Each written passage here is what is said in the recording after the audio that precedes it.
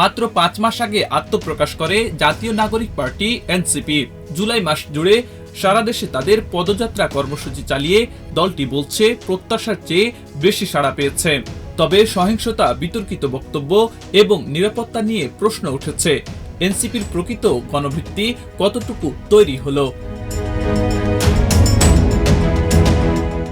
ঢাকা কেন্দ্রিক তরুণ নেতৃত্বের এই দলটি শহর ছাড়িয়ে গ্রাম অঞ্চলে নিজেদের বিস্তারের চেষ্টা করছে।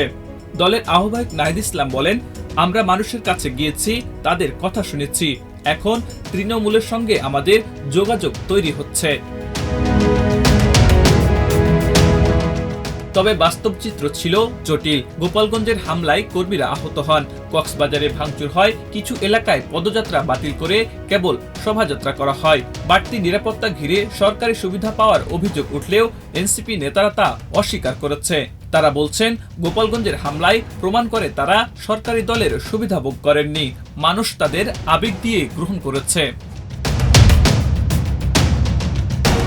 তবে স্থানীয় পর্যায়ে এখনো দলের পরিচিত সীমিত। তৃণমূল পর্যায়ে কথা বলে জানা গেছে, এই দলের নাম অনেকেই প্রথম শুনছেন। তারা বলছেন, বড় দল হতে গেলে এখনো অনেক সময় বাকি রয়েছে।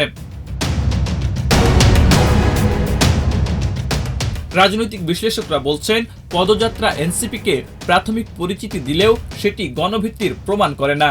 বিভক্ত বক্তব্য ও বিতর্ক গ্রহণযোগ্যতা তৈরিতে বাধা দিয়েছে। তারা ছাত্র রাজনীতি থেকে বেরিয়ে জনগণের রাজনীতিতে পা রেখেছে। তবে সংগঠন, বার্তা ও নির্বাচনী পরীক্ষার মাধ্যমেই দলটিকে নিজেদের টিকে থাকার প্রমাণ দিতে হবে। সব মিলিয়ে এনসিপির বড় অর্জন প্রাথমিক পরিচিতি। এলাকা ভেদে সাড়া মিললেও স্থানীয় প্রভাব ফেলতে হলে পথ এখন অনেক লম্বা সময় বাকি আছে বলে মনে করছেন অনেকেই। আব্দুল হাকিম, প্রজন্ম 24।